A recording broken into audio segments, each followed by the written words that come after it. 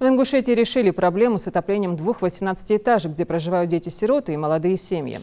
Тестовый запуск новой котельной на Сыркорте лично проконтролировал глава региона. Ее строительство началось в апреле, стоимость работы оценивается в 30,5 миллионов рублей. Средства были выделены из Национального фонда развития Ингушетии. Для меня было важно, чтобы отопительный сезон для жителей этих домов начался вовремя. Мы эту задачу выполнили, но есть еще и другие проблемы, начиная с отсутствия регистрирующей документации и управляющей компании.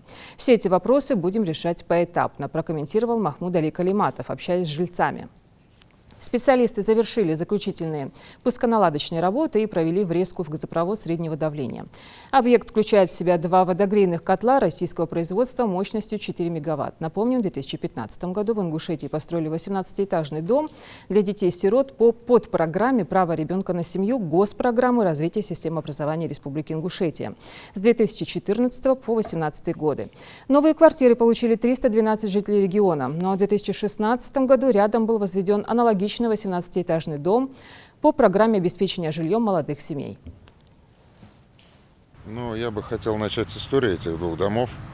Все-таки в 2015 году, когда сдавали эти дома, это или проектная ошибка, или преступление. Оба дома были подключены по неправильной схеме к котельной перинатального центра.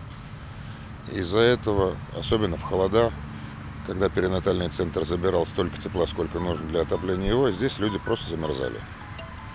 По поручению главы республики в этом году были выделены средства из Фонда развития Республики Ингушетия. И были проведены сначала проектно-изыскательские работы. После прохождения госэкспертизы начались работы. Сначала заказали котельную, и где-то с июля месяца начался ее уже монтаж. Сегодня работы полностью завершены на объекте. Объект подключен к электричеству, к газу. И сегодня произвели первый пуск котельной. Все проверочные работы проведены, осталось провести наладку, это займет где-то примерно неделю-две, но тепло мы уже подали сегодня.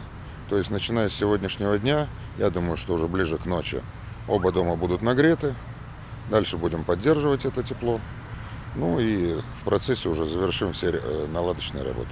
В трехкомнатной квартире невозможно было вообще в крайние комнаты заходить. Полчаса назад нам дали отопление, и отопление уже поднялось, наши батареи уже теплые.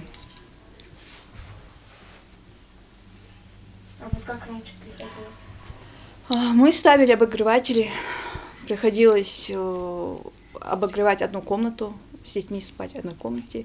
Эти две комнаты у нас, считайте, были закрыты. Но сейчас, алхамдулилlah, у нас в всех комнатах есть отопление. Благодаря главе республики. Спасибо. От всего 18-этажного дома выражаю благодарность, что нам сделали котельную. Начали давать горячую воду, отопление везде. А вот сейчас у вас тепло в квартире? Да.